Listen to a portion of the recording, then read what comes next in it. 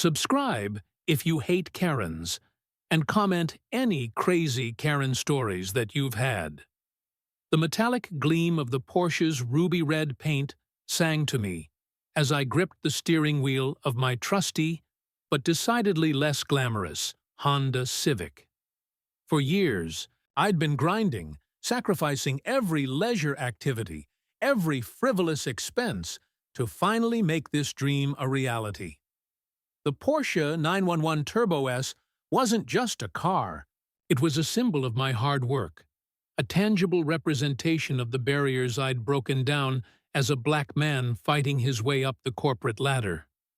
I'd just pulled a double shift again, the kind that left my brain fried and my muscles screaming for mercy.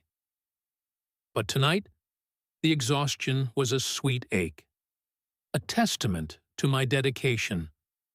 The thought of sliding into those leather seats, feeling the raw power under my foot, made the fatigue almost palatable. I navigated the familiar streets of our pristine, meticulously manicured HOA neighborhood, a place I often felt like an outsider in, despite owning a home here. The houses all looked the same, the lawns were all the same shade of green, and the people, well, most of them, were all the same shade too. I'd encountered my fair share of microaggressions and outright prejudice in the past year since moving in. Karen, the head of the HOA, was a prime example. She always seemed to have a hawk-like eye trained on my property, finding fault in everything from the height of my grass to the placement of my garbage cans. It felt like she was waiting, poised to find any reason to reprimand me. As I turned onto my street, I spotted her. Karen stood beside something that undeniably resembled my Porsche, but there was an unsettling air of finality. She was chatting with a burly man in a work uniform, pointing at the car with a malicious gleam in her eye. I initially dismissed it as simple curiosity. The 911 was a head-turner after all, but as I got closer, the blood drained from my face. A bright red "Sold" sticker was plastered across the windshield. My heart hammered against my ribs, a frantic drumbeat of disbelief and mounting anger. This couldn't be happening. This had to be a mistake. But deep down, a chilling premonition told me it wasn't. I pulled the Civic into my driveway, the tires crunching on the gravel like a death knell. I leaped out of the Civic, fury making my movements jerky and uncoordinated. "Karen!" I yelled, my voice cracking slightly. She turned, a smug expression plastered on her face, a look that confirmed my worst fears.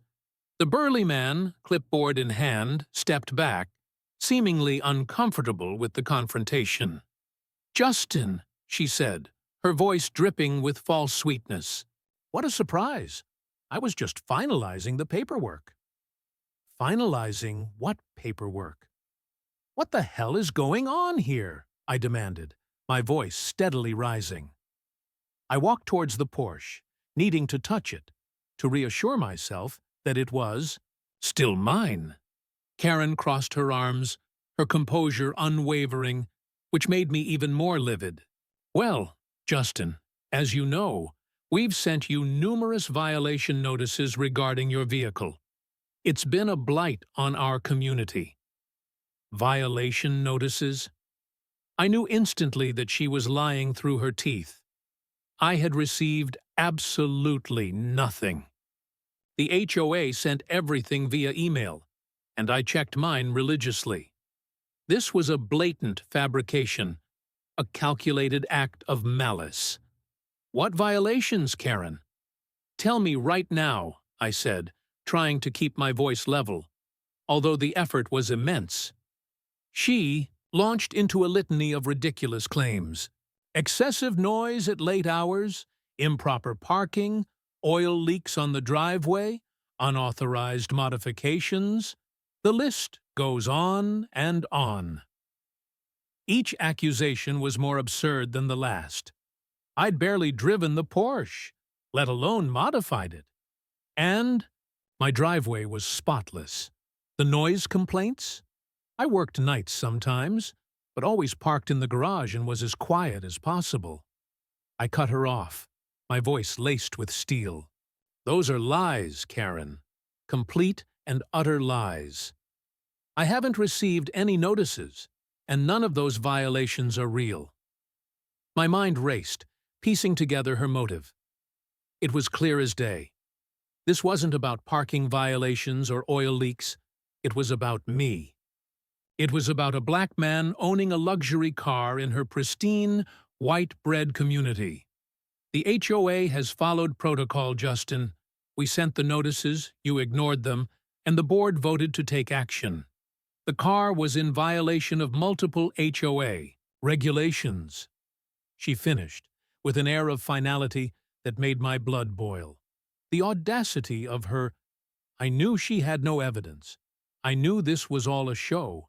And most importantly, I knew she had fallen right into my trap. Or months I'd been anticipating. Something like this. Karen's subtle digs, her constant scrutiny, were more than enough to convince me that she was looking for any excuse to target me. I had consulted with a lawyer, a brilliant woman named Sarah, who specialized in HOA disputes and discrimination cases. We'd discussed the possibility of Karen overstepping her bounds, and Sarah had advised me to document everything, to be prepared for the worst. I had every email, every interaction, every subtle threat, chronicled and organized meticulously. I even installed security cameras around my property, ensuring that I had irrefutable proof of everything that happened. And now, here it was. Karen had handed me the ammunition I needed on a silver platter. You didn't send any notices, Karen. I have proof that you didn't. And furthermore, I have video evidence that there wasn't any oil leakage and that my car was parked properly, I said calmly. When the plan had been made, Sarah had also explained that I had to ensure that I didn't blow up just yet, even if I had the urge to. I had to keep my calm so that Karen wouldn't know I was planning this. I pulled out my phone, my fingers flying across the screen as I navigated to my cloud storage. Let's just take a look at the HOA regulations, shall we?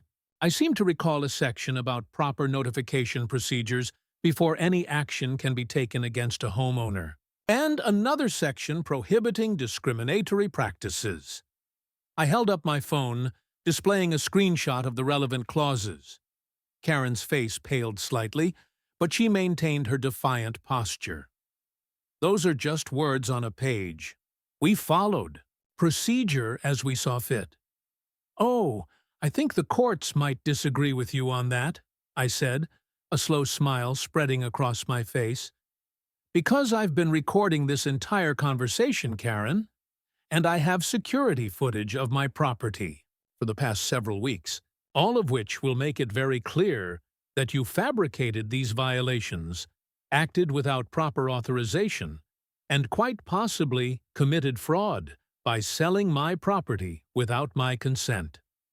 The burly man with the clipboard shifted uncomfortably, his eyes darting between Karen and me. He clearly sensed that things were spiraling out of control. This deal was about to go as bad as she had treated me. Karen, realizing the weight of my words, finally began to crack. Her carefully constructed facade of authority crumbled, revealing the petty, insecure woman beneath.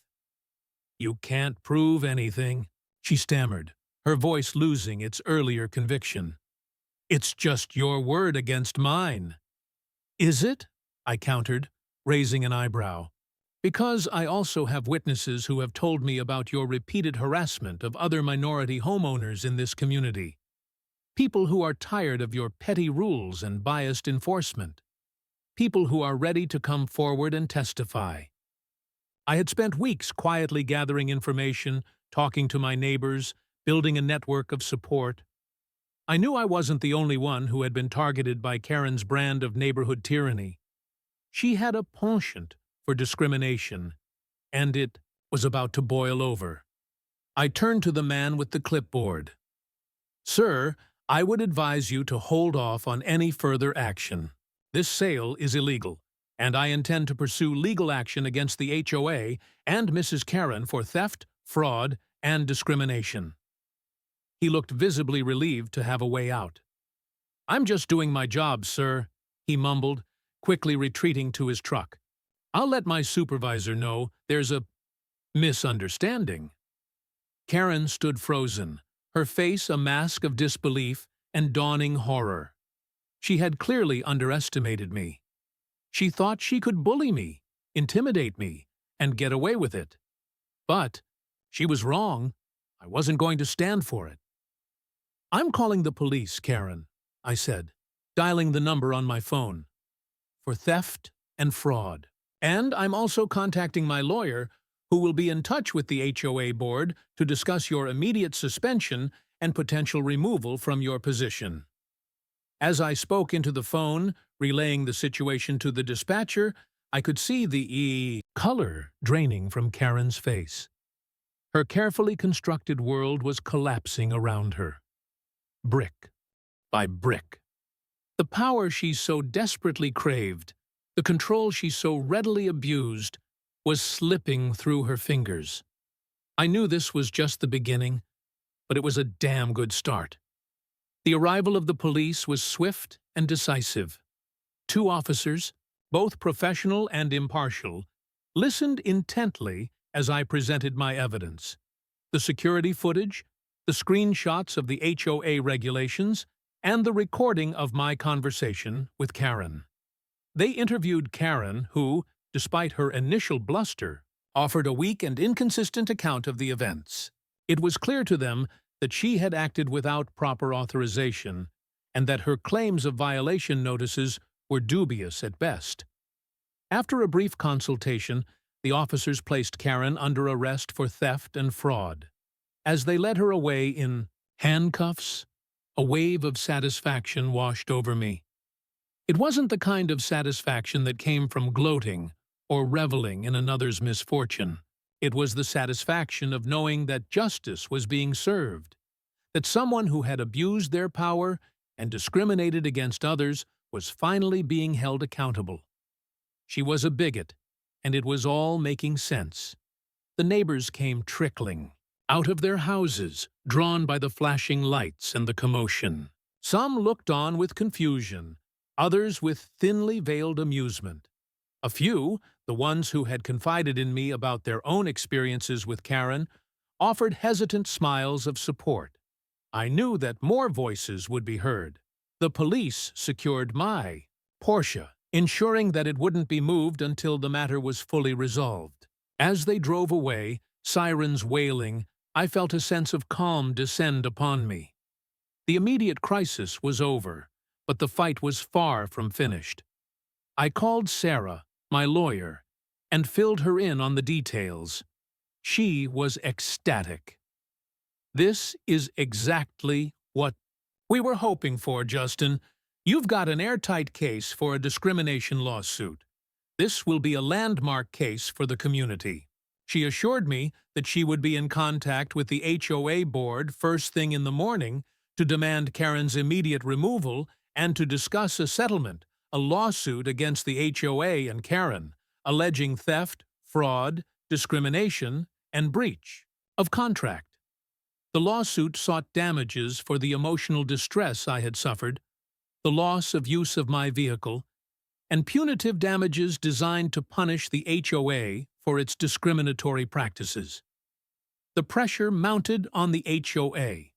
Faced with mounting legal fees, a tarnished reputation, and a growing wave of public outrage, they eventually offered a settlement.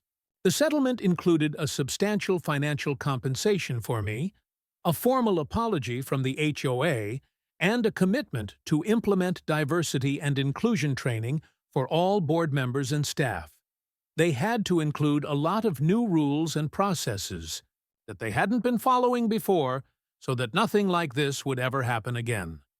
Additionally, the settlement stipulated that Karen would be permanently banned from holding any position of authority within the HOA, Karen, facing criminal charges and a civil lawsuit, eventually lost her job and was forced to move out of the community.